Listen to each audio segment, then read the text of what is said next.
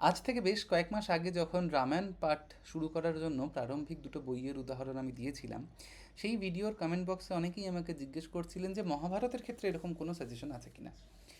এখন রামায়ণ হোক বা মহাভারত, প্রাচীন সংস্কৃত যে কোনো টেক্সট পড়তে গেলে যেটি আমাদের মূল বাধা হয়ে দাঁড়ায় সেটি হচ্ছে এর বিভিন্ন ম্যানুস্ক্রিপ্টস। যেমন রামায়ণের ক্ষেত্রে আমরা দেখেছিলাম তার গৌড়বঙ্গীয় এডিশন, তার পাঞ্জাবের এডিশন, তার মুম্বাইয়ের এডিশন। মহাভারতের ক্ষেত্রেও এরকম অজস্র হাজার হাজার ম্যানুস্ক্রিপ্টস পাওয়া যায়। পুনের ভান্ডারকার ইনস্টিটিউট এই সমস্ত ম্যানুস্ক্রিপ্টস নিয়ে একটি ক্রিটিক্যাল এডিশন বের করেছেন মহাভারতের। সেই ক্রিটিক্যাল এডিশন অনুযায়ী মহাভারতের 11,000 কারিকাকে তারা প্রক্ষিপ্ত বলে ঘোষণা করেছেন, এবং 89,000টি কারিকাকে তারা বলেছেন যে এইটি প্রমাণ মহাভারতের।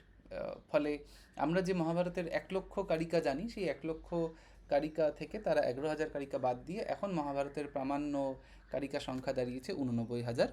এবং তারপরে ওই ক্রিটিক্যাল এডিশনের পরে যতগুলি মোটামুটি ইংরেজি বা বাংলা অনুবাদে মহাভারত হয়েছে, বাংলা অনুবাদে একটি মহাভারত হয়েছে বলে আমি শুনেছি, সেই সমস্তটার সেই সমস্ত পাবলিকেশনের ক্ষেত্রে আমার ধারণা ওই পুনের ভান্ডারকর ইনস্টিটিউটের প্রামাণিক যে এডিশন সেটাকেই, যে ক্রিটিক্যাল এডিশন সেটাকেই প্রমাণ হিসেবে ধরা হয়। তবে আমি আপনাকে বলবো না যে পুনের সেই বিশাল ওই অতগুলি ভলিউমের মহাভারত দিয়েই আপনি আপনার মহাভারতের জার্নি শুরু করুন। এই কথাটি বলার কারণ এই যে আমরা নানান যত মহাভারতের এডিশনস দেখে থাকি বা যতগুলি মহাভারতের মূল বই দেখে থাকি আজ, সেগুলি মোটামুটি যদি আপনি দেখেন যে পুনের ভান্ডারকর ইনস্টিটিউট থেকে বা পুনের ভান্ডারকর ইনস্টিটিউটের সেই ক্রিটিক্যাল এডিশনের ম্যানুস্ক্রিপ্ট ফলো করে তারা এই মহাভারতের অনুবাদটি করছেন, সেই সেই কারিকাগুলির অনুবাদটি করছেন, তাহলে আপনি মোটামুটি নিঃসন্দেহে সেই সেই ক্রিটিক্যাল এডিশনকে প্রমাণ হিসেবে ধরে সেই বইগুলি কিনতে পারেন। আমাদের বাংলায় যে 43 খণ্ডে হরিদাস সিদ্ধান্ত বাগীশের মহাভারত রয়েছে, সেটি পুনের ভান্ডারকর ইনস্টিটিউটের মহাভারত পাবলিশ হওয়ার আগের। সেখানে সম্পূর্ণ কারিকার সংখ্যা হচ্ছে 1,00,000, এবং সেটি আমাদের যতদূর সম্ভব গৌড়বঙ্গীয় ম্যানুস্ক্রিপ্ট মেনে তিনি কাজটা করেছিলেন। বাঙালি হিসেবে আপনি সেটাকে তো দেখতেই পারেন, সেটা একটি বিশাল কাজ। যে কোনো স্কলারকে আমি বলবো যে মহাভারতের স্কলারকে আমি বলবো যে যারা আগামী দিনেও কাজ করতে চাইছেন বা বর্তমানেও কাজ করতে চাইছেন, তারা 43 খণ্ডের হরিদাস সিদ্ধান্ত বাগীশের সেই মহাভারতটিকে রেফার করতে পারেন। সেখানে নীলকণ্ঠ টিকাও আছে। ফলে মহাভারত মানে অনুবাদে হরিদাস সিদ্ধান্ত বাগীশ কারিকাগুলির অনুবাদ করে দিয়েছেন, কিন্তু নীলকণ্ঠের টিকাটি মূল সংস্কৃতে রয়েছে। মূল সংস্কৃতে যাদের কৌতূহল আছে, যারা আগ্রহী, যারা স্কলার, তারা সেই 43 খণ্ডের মহাভারতটি পাঠ করতে পারেন। কিন্তু একদমই যারা সাধারণ পাঠক, যাদের এখনও পর্যন্ত মহাভারতের প্রবেশ হয়নি, আমি তাদের জন্য বলবো যে রাজশেখর বসুর যে মহাভারতের সারানুবাদটি রয়েছে, এই বইটি এই বইটি দিয়ে শুরু করা যেতে পারে। এই বইটি মানে যে কোনো যে কোনো মানে মহাভারতের গল্পগুলি জানার ক্ষেত্রে বা মহাভারতের সম্পূর্ণ টেক্সটের ঘটনা পরম্পরা যদি আপনি জানতে চান, তাহলে এই বইটির থেকে ভালো বাংলা বই আর কিছু আছে কিনা আমি এই মুহূর্তে জানি না। আমরা যখন আজ থেকে 13 বছর আগে, মানে আমার মহাভারতে হাতেখড়ি হয়েছিল, ছোটদের মহাভারত আমরা পড়েছি উপেন্দ্র কিশোর রায়চৌধুরীর লেখা, কিন্তু আজ থেকে 13 বছর আগে যখন আমরা মঞ্চে সম্পূর্ণ মহাভারত অভিনয় করতাম 6 ঘন্টার, সেই 6 ঘন্টার অভিনয়ের সময়ও আমরা মানে আমার প্রারম্ভিক মহাভারতের হাতেখড়ি হয়েছিল এই বইটি এই বইটি দিয়েই। এই বইটি দিয়েই আমরা এর পরেও যখন অশ্বত্থামা নাটকটি লিখছি বা মঞ্চে অভিনয় করছি, সেক্ষেত্রেও আমরা এই বইটি থেকেই সৌপ্তিক পর্ব পাঠ করে তার ঘটনা পরম্পরা বুঝে সেই নিয়ে আমরা কাজ করেছিলাম। এছাড়া যারা ইংরাজির পাঠক, তাদের জন্য আমার আরেকটি ভালো বই আমি তাদেরকে সাজেস্ট করতে পারি, সেটি হচ্ছে আর কৃষ্ণ শাস্ত্রীর বচন ভারত। মানে এটির ইংরাজি অনুবাদ বেরিয়েছে দ্য এসেন্সিয়াল মহাভারত নামে।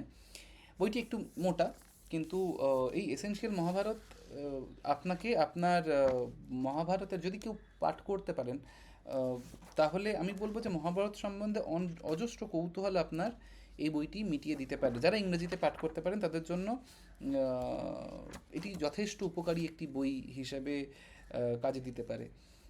যারা একদমই গল্পচ্ছলে মহাভারত পড়তে চাইছেন তাদের জন্য সবচেয়ে সহজ ইংরেজি বই হবে জয়।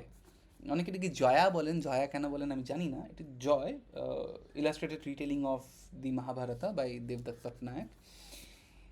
দেবদত্ত পট্টনায়কের অনেক সমস্যা আছে আমি জানি, এবং আমি নিজেও বহু বহু ক্ষেত্রে তার অনেক অনেক মতের সঙ্গে আমার মত মেলে না। এমনকি দেবদত্তের অনেক ইন্টারপ্রিটেশনস নিয়েও আমার বেশ খানিকটা আপত্তি আছে। তার সংস্কৃতর জ্ঞান নিয়েও অনেকে সন্দেহ প্রকাশ করে থাকেন। আমি তার ব্যক্তিগত সেই সমস্ত সীমাবদ্ধতা বা ব্যক্তিগত পাঠের ক্ষমতাতে আমি যাচ্ছি না, কিন্তু এই পার্টিকুলার এই বইটি একটি ভালো কাজ মহাভারত শুরু করার ক্ষেত্রে।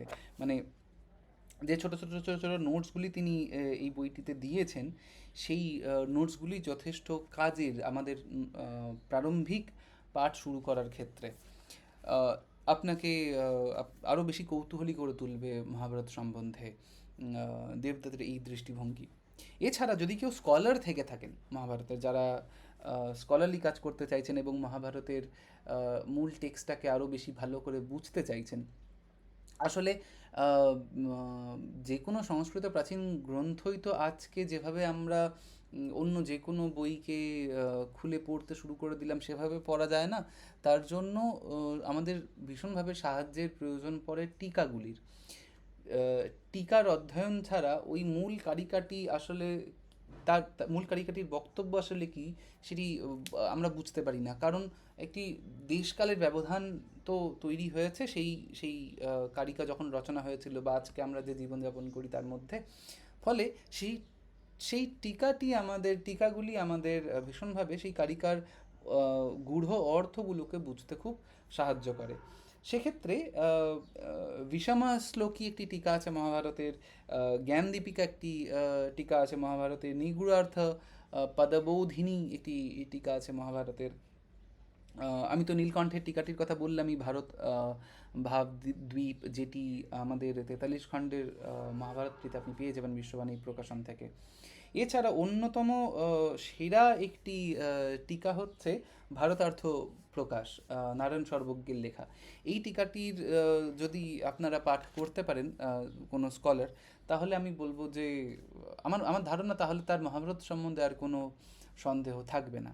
এমনিতেও মহাভারত পড়লে আমরা আশেপাশে আরও যে নানান মিথগুলি সম্বন্ধে শুনে থাকি বা যে নানান ভুল ধারণাগুলো হোয়াটসঅ্যাপ ইউনিভার্সিটি বা ইউটিউবের নানান কথাবাচক তাদের মুখ থেকে আমরা শুনতে থাকি, সেইগুলির নিরসন ঘটবে। এবং মূল টেক্সটই জানা থাকলে আমরা শুনে শুনে যেগুলো এসেছি, মহাভারত এমনিতেই একটি শ্রুতি ইতিহাস, তার একটি শ্রুতির পরম্পরা রয়েছে, লোককথার পরম্পরা রয়েছে, কিন্তু তার পরেও মহাভারতের মূল টেক্সট বা মূল গল্প যদি আমরা অধ্যয়ন করি, তাহলে দেখব যে মানে মহাভারত সম্বন্ধে যে অজস্র ভুল ধারণা আমাদের মনের মধ্যে রয়েছে সেগুলো নিরসন ঘটবেই, এবং আমরা আসল টেক্সটটি কী, আসল আসল আলোচনাটা কী মহাভারতের, সেটা বুঝতে পারবো। আজকের মতো এখানেই। আপনাদের যদি আরও অন্য কোনো প্রশ্ন থেকে থাকে বা যদি এই ভিডিও বুঝতে সমস্যা হয়ে থাকে বা এই আলোচনাটা শোনার পর যদি আরও বিশেষ কোনো কৌতূহল থেকে থাকে, তাহলে আপনি নিঃসন্দেহে আমাকে কমেন্ট বক্সে লিখুন। আমি চেষ্টা করব আমার যথাসাধ্য সেগুলির উত্তর দেওয়ার। ধন্যবাদ, ভালো থাকবেন।